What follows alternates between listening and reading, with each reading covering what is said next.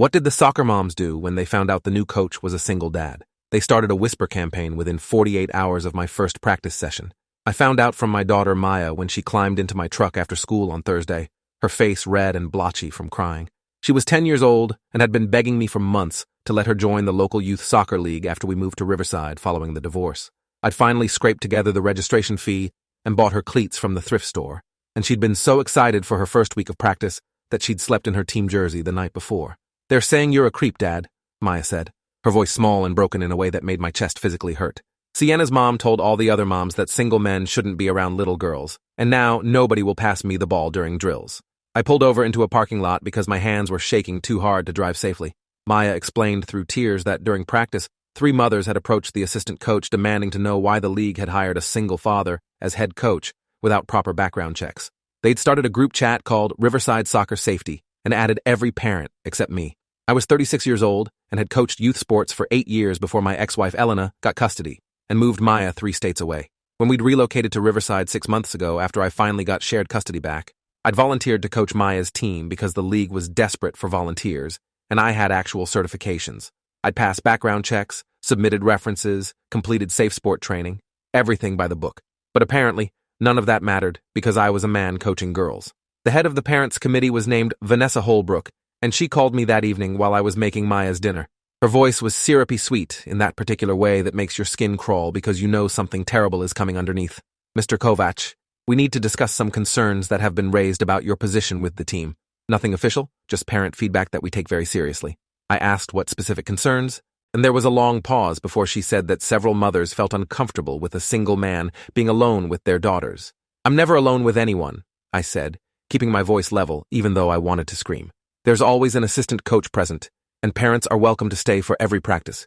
Those are league rules I follow exactly." Vanessa made a humming sound like she didn't quite believe me. "Still, perception matters in youth sports. We're going to need you to agree to some additional supervision measures, just to make everyone feel safer." The way she said safer made clear she thought I was dangerous, that my presence required special precautions like I was a registered offender instead of a dad trying to coach his daughter's team. The additional measures arrived in an email the next morning.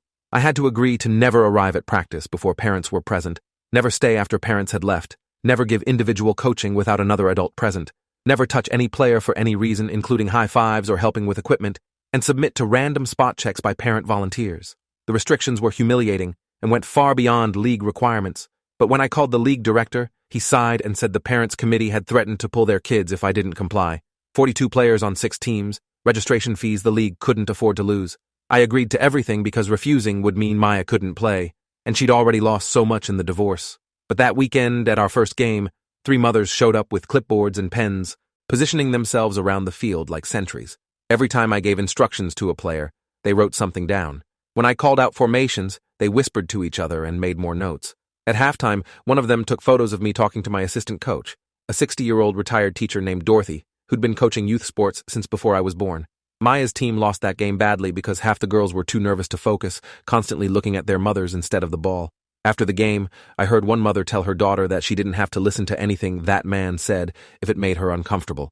The girl was 8 years old and had no idea what uncomfortable meant in that context. But now she'd been taught that her coach was someone to fear instead of someone trying to help her learn a sport she'd signed up to play. The group chat I wasn't part of became an evidence-gathering operation. I found out from Dorothy that parents were sharing screenshots of me at practices with commentary about body language and proximity to players. One mother posted a photo of me adjusting a goal net with the caption, "Why is he so focused on equipment?" Another shared a video of me demonstrating a throw-in technique with, "Notice how he keeps looking at the girls?" The implication was sickening because I was literally just coaching soccer, but they decided I was a predator, and now everything I did got filtered through that lens. 3 weeks into the season, Maya stopped wanting to go to practice. She'd developed anxiety about what the other girls' mothers would say, about whether anyone would talk to her, about whether I'd get in trouble for something. She started having stomach aches before games and would cry in the bathroom at the soccer complex. I watched my daughter's joy in playing soccer get destroyed by adults who decided to project their fears onto a situation that had zero evidence of actual danger. The irony was brutal because I'd fought for 2 years to get shared custody specifically, so I could be more involved in Maya's life. Then Vanessa escalated things with an email to the entire parents list, claiming she'd received multiple reports of inappropriate conduct. The email didn't specify what conduct or from whom, just vague language about players feeling uncomfortable and parents having valid concerns. It ended with a demand that I step down voluntarily or face a formal complaint to the league. I called her immediately, and she wouldn't answer, sent me to voicemail 3 times before finally responding via text. I think it's best we keep communication in writing for everyone's protection. Dorothy called me that night furious because she'd been questioned by Vanessa about my conduct during practices. They asked me if I'd ever seen you touch the girls inappropriately, Dorothy said, her voice shaking with anger. I told them you've been nothing but professional, and that this whole thing is a witch hunt, and Vanessa actually told me I was being naive about predators. Like I haven't been around children for 40 years and can't recognize inappropriate behavior when I see it. She paused, and I heard her take a breath. Noah, they're going to keep pushing until you quit. This isn't about actual safety. This is about power. I started documenting everything with the kind of paranoia that comes from knowing people are actively trying to destroy you.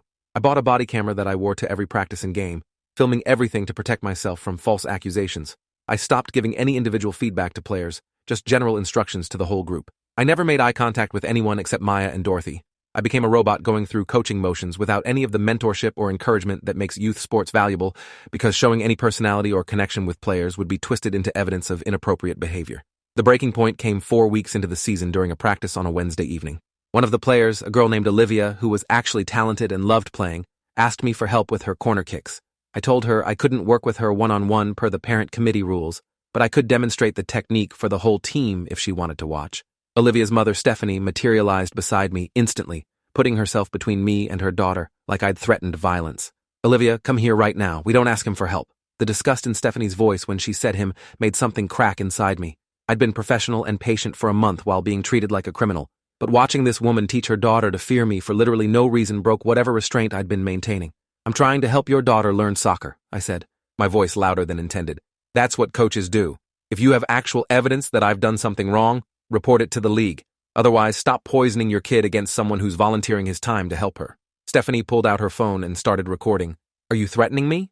Everyone needs to hear this, how aggressive he gets when questioned. Other mothers converged immediately, forming a protective circle around Stephanie like I'd physically attacked her.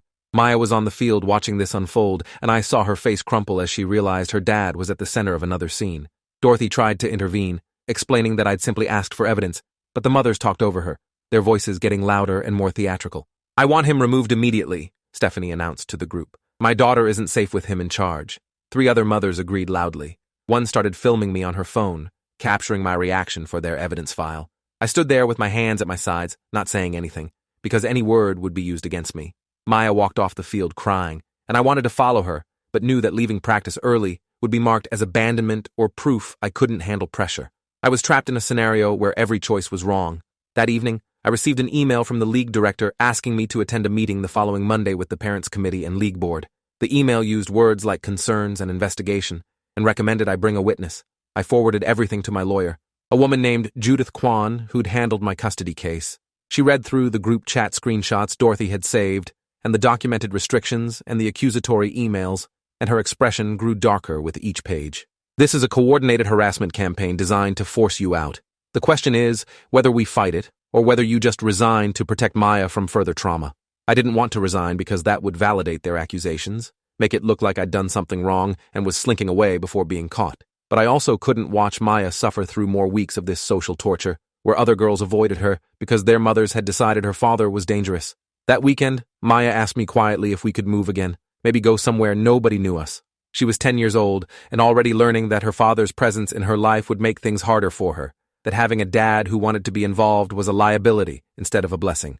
The meeting Monday night was held at the community center in a room with fluorescent lights that made everyone look slightly ill. The parents' committee consisted of 5 women, including Vanessa and Stephanie, all of them dressed like they were attending a corporate board meeting instead of a youth soccer discussion. The league board was 3 people. The director, a woman named Patricia who ran registration, and a man named Gary who handled field maintenance. I sat across from them with Judith beside me and Dorothy in the chair behind us for support. Vanessa opened by reading from a prepared statement about the committee's obligation to prioritize player safety above all other considerations. She used the phrase red flags 7 times in 3 minutes, citing my volunteer position, my single father status, my enthusiasm about coaching, and my defensive reaction when questioned. Everything that made me a good coach got reframed as evidence of predatory behavior. The other committee members nodded along while taking notes, building their case in real time.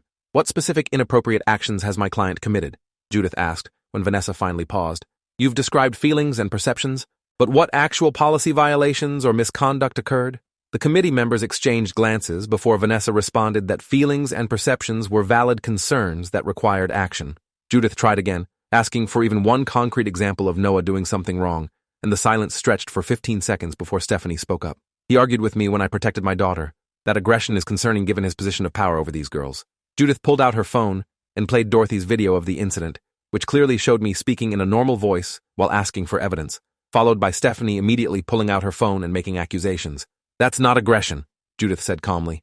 "That's a volunteer coach asking to be treated fairly after a month of documented harassment by parents who've provided zero evidence of actual misconduct." The league director looked uncomfortable as Judith presented the timeline. The whisper campaign starting within days, the excessive restrictions imposed on Noah alone, the group chat coordinating surveillance, the photos and videos collected as supposed evidence. She pulled up screenshots showing mothers analyzing my body language and inventing sinister motives for normal coaching activities. "This isn't about child safety," Judith said. "This is about a group of parents who decided a single father shouldn't coach girls and are now manufacturing justification after the fact." Vanessa's face flushed red, and she started talking about mothers' intuition and the responsibility to err on the side of caution when children were involved. "We have every right to question someone's suitability for coaching our daughters, especially when that person is a single man with suspicious enthusiasm for being around little girls."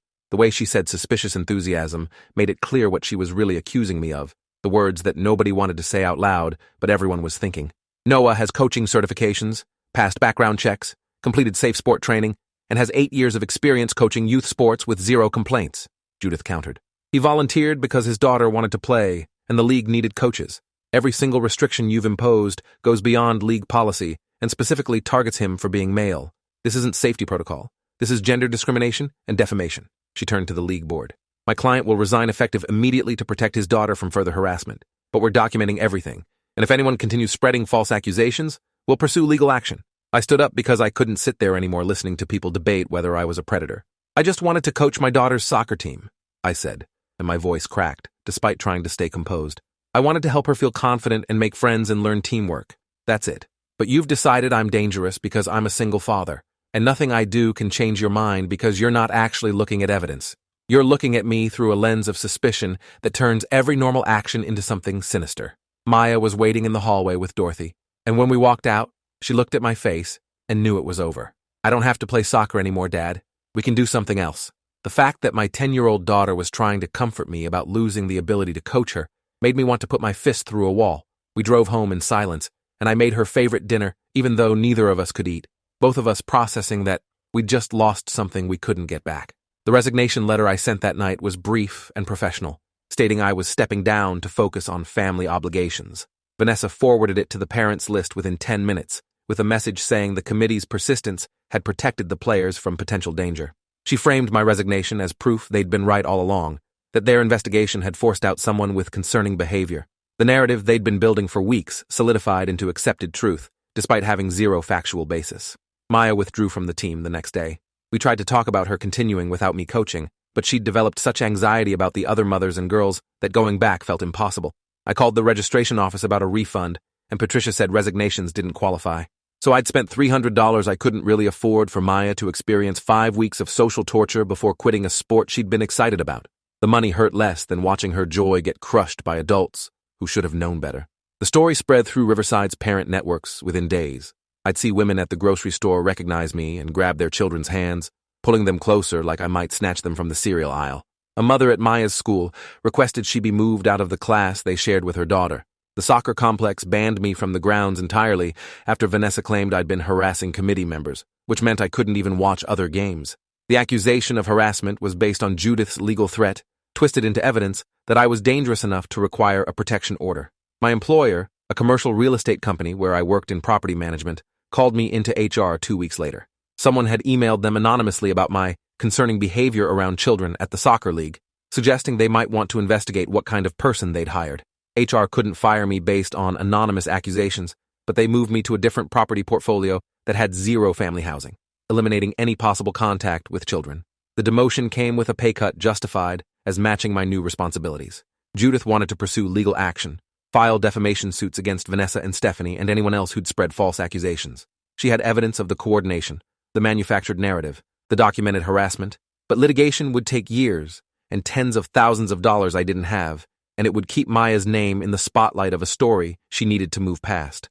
I told Judith to send cease and desist letters warning against further defamation, but otherwise, let it go.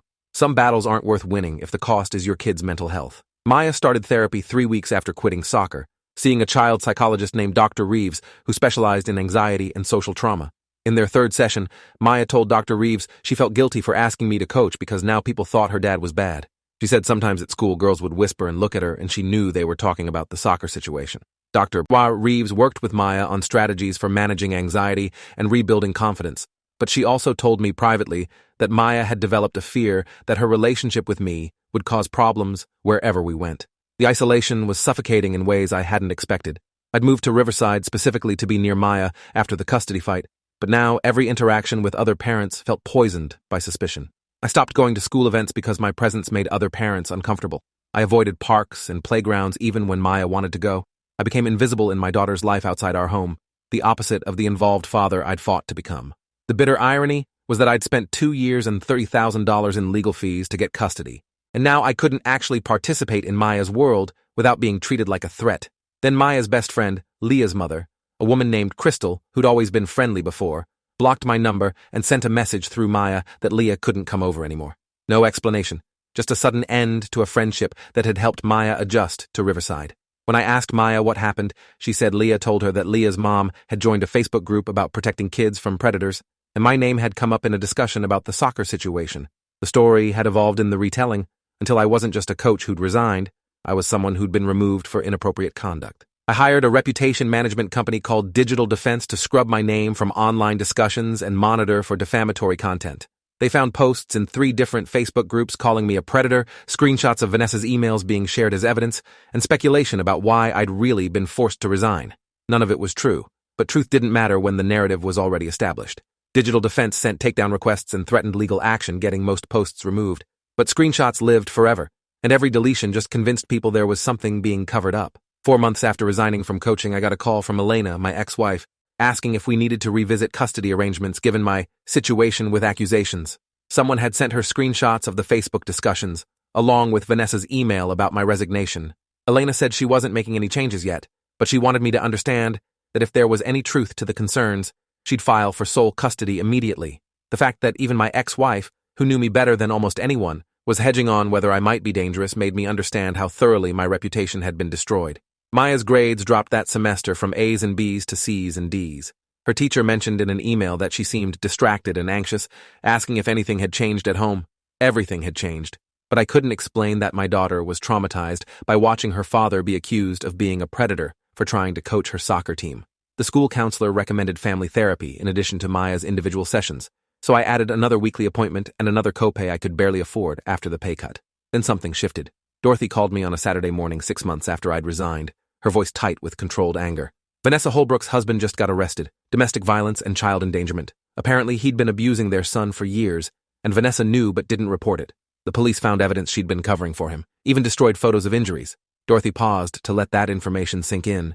The woman who spent months accusing you of being dangerous was literally protecting an actual abuser in her own home. The news hit Riverside's parent networks like a bomb. Vanessa had been the face of child protection, the mother who'd led the campaign against me for player safety. Now police reports showed she'd enabled her husband's abuse of their own child while projecting that fear and guilt onto me. The hypocrisy was stunning, but what made me sick was thinking about that boy suffering while his mother was busy manufacturing accusations against a soccer coach. Other parents started questioning whether Vanessa's crusade against me had been psychological projection, attacking someone safe to avoid confronting the actual danger in her home. Stephanie, one of the other committee members who'd pushed hardest for my removal, called me 2 days after Vanessa's arrest. She apologized with the kind of careful language people use when they know they might be legally liable for their actions.